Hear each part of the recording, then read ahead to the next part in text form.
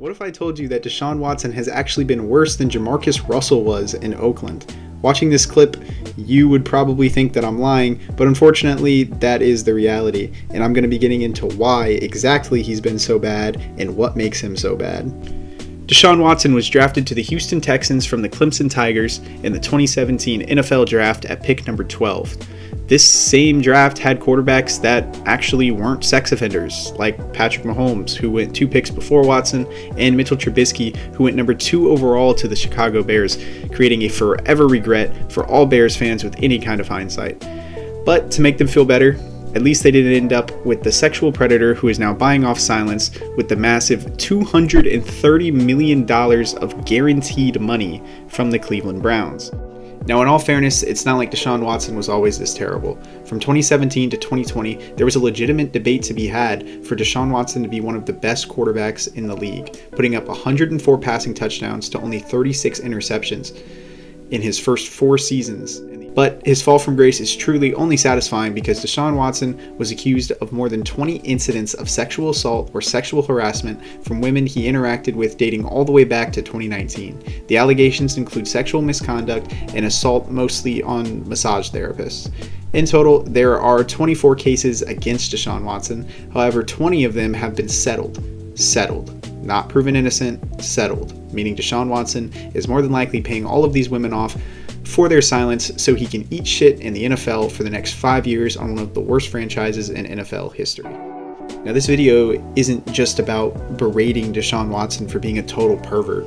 It's about how awful he's been on the field. His play has been nowhere near worth the amount of bad media and publicity the Browns get for signing him in the first place. Now, as a player at the time, I understand wanting to bring in Watson. Like I said earlier, he was a top 5 quarterback in the NFL when he was a Texan. However, with the kind of allegations this man was getting, giving him his entire contract guaranteed might be the dumbest move in NFL history, and leave it to the Cleveland Browns to make it. Since joining the Browns, Watson has thrown a total of 19 touchdowns to 12 interceptions in 3 seasons. Yes, the Browns have gotten a total of 19 passing touchdowns in 3 years from a man who is guaranteed $230 million. Not to mention, he has never exceeded starting 7 games in a season for the Browns, as he can't stay healthy for more than 5 minutes. Now, I'd like to go through why Deshaun Watson has been so awful with some stats that you will not believe. Watson has been so bad that a 34-year-old backup safety on his defense had the same amount of touchdowns as he did through 3 weeks of the regular season. Not only this, but Watson and the Browns offense went 0 for 26 in third down situations through a stretch of the season, while also throwing for a first down on only 22% of pass attempts, which is 566th of all time.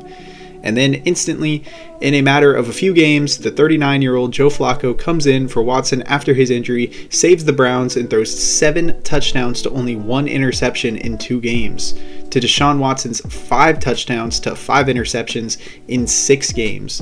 Not to mention, Watson was leading this offense to the worst performance they had ever had since the year 2000 as a starter. Keep in mind, this is a team that has had to put up with starting quarterbacks like Johnny Manziel, Brandon Weeden, and Deshaun Kaiser. Watson has somehow managed to be worse than all 3 of those.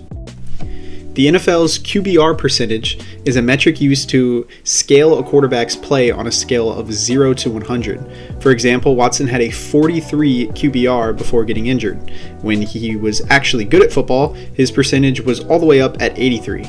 To put this into perspective, Watson's QBR is lower than Blaine Gabbert's was in 2011 and is worst since Carolina's own Jimmy Clausen's outstanding 13.9 in 2010. Going back to my question from earlier, he's in the same bracket as guys like Jamarcus Russell, David Carr, Josh Rosen, and Cordell Stewart in EPA per dropback, which is basically a metric for how efficient he is every time he snaps the ball. That's some of the worst company imaginable for the Predator. Watson has somehow managed to underperform the biggest bust in NFL history, Jamarcus Russell, who had one of the worst seasons we've ever seen in 2009. Watson is setting records in all kinds of places for all the worst possible reasons. Now, with all of those wonderful stats in mind, I'd like to revisit the Watson trade as a whole and with hindsight and see what the Texans did with the draft picks from the Watson trade. The Browns, in all their intelligence, gave up a 2022 first and fourth round pick, a 2023 first and third round pick, and a 2024 first and fourth round pick. The video could end right here. Whether the Texans use these picks for anybody valuable or not, the Browns forfeited 3 years of picking in the first round for a quarterback who has led a worse offense than Brandon Weeden did. But to add insult to injury, of course with these 7 draft picks, the Texans landed 5 starters. In 2022, they took offensive guard Kenyon Green, who was a full-time starter. In the 4th round that year, they took running back Dameon Pierce from Florida, go Gators, who gave the Texans a 1,000-yard year before he moved into a depth role. The next year, they took one of the league's best young defenders in Will Anderson Jr. from Alabama, who has been more than just a starter for Houston, but one of their best players. In that same year, they took Tank Dell, a wide receiver from Houston, who before injury was a full-time starter as well and praying for a quick recovery.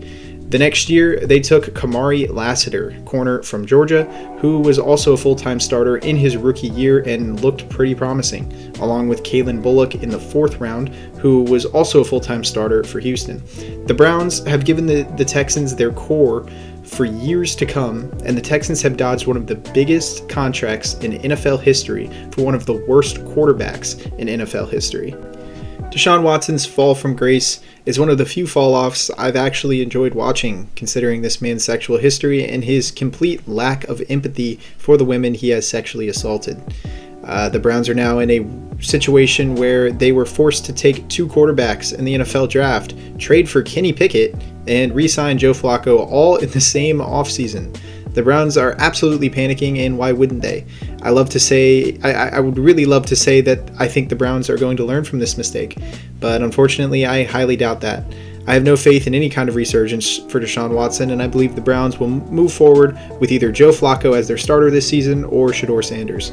But frankly, absolutely anyone on that roster is a better option than Deshaun Watson. If you're curious, here are the sources I've pulled my information from.